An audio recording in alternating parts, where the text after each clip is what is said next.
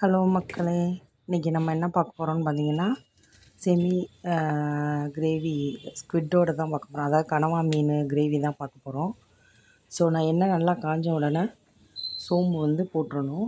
சோம்பு பொரிஞ்சு வந்த உடனே 4 சின்ன வெங்காயம், நான் அதுக்கு நல்லா பொடியாக நறுக்கின சின்ன வெங்காயத்தை போட்டு நல்லா ப்ரௌனிஷாக வர மாதிரி நல்லா வதக்கிக்கிறணும்.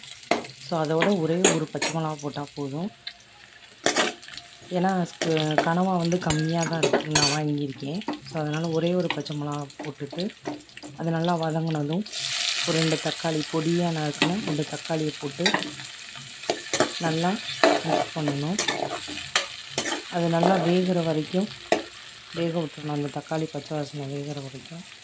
ஸோ அதுக்கப்புறம் இஞ்சி பூண்டு பேஸ்ட்டு போட்டு அதையும் நல்லா வதக்கிக்கணும். ஸோ வதங்கினதுக்கப்புறம் பார்த்திங்கன்னா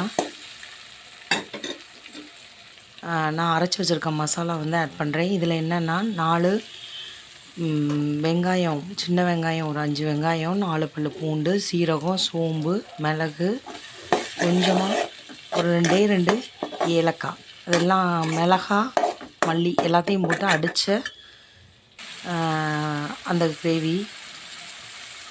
அதை போட்டு நல்லா மிக்ஸ் பண்ணி எண்ணெய் பிரிஞ்சு வந்தோடனே கழுவி வச்சுருக்கிற அந்த ஸ்குவிட் எடுத்து இந்த மசாலாவோடு சேர்த்து நல்லா மிக்ஸ் பண்ணி வேக விட்டோம் அப்படின்னா நம்மளுக்கு டேஸ்டான கனவா கிரேவி கிடைக்கும். ஸோ தண்ணி ரொம்ப ஊற்றக்கூடாது, லைட்டாக தெளித்து விட்டால் போதும்.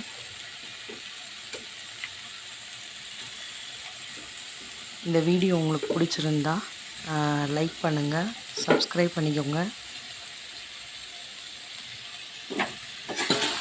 நல்லா எல்லா கனவாயும் அள்ளி போட்ட உடனே நல்லா மிக்ஸ் பண்ணதுக்கப்புறம் வேக வச்சதுக்கப்புறம் பார்த்திங்கன்னா டேஸ்ட்டு செம்ம டேஸ்ட்டாக இருக்கும்.